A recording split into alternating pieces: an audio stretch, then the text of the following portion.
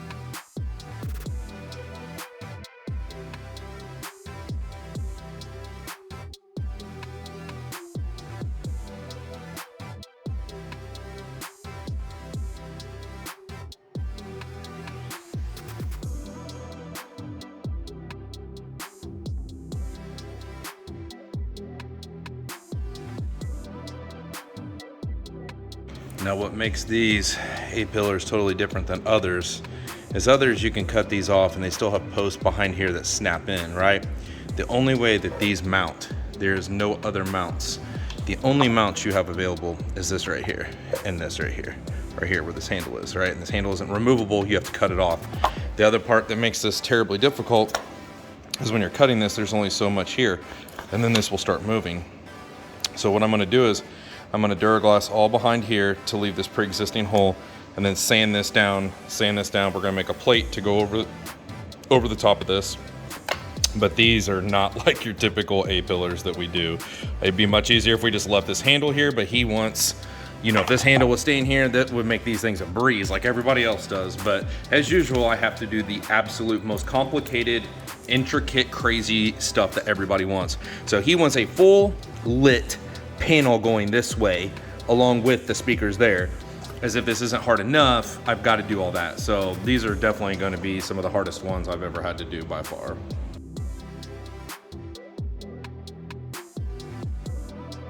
So we've got both of these cut off on left and right.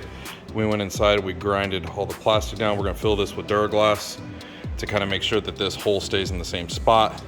And that way it's much more structural. When we push on this, it moves a little bit. So this will all be filled with Duraglass on the back and front. And then that way we can smooth this all out, have a perfect hole right here to mount these with. Not easy to do.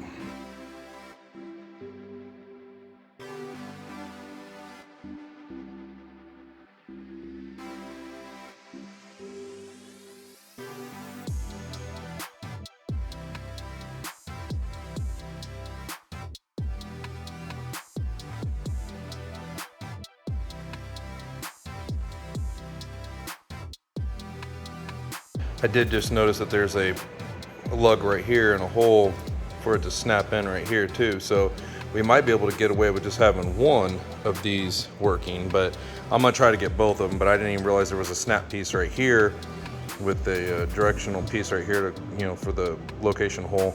But I got these fiberglassed, both sides. I'm gonna go ahead and smooth everything down and try to start getting it looking really nice. But at least I know it does snap here, so that's awesome. At least it's got one snap in it, but the weight of the speakers, you definitely want to have one bolt at least.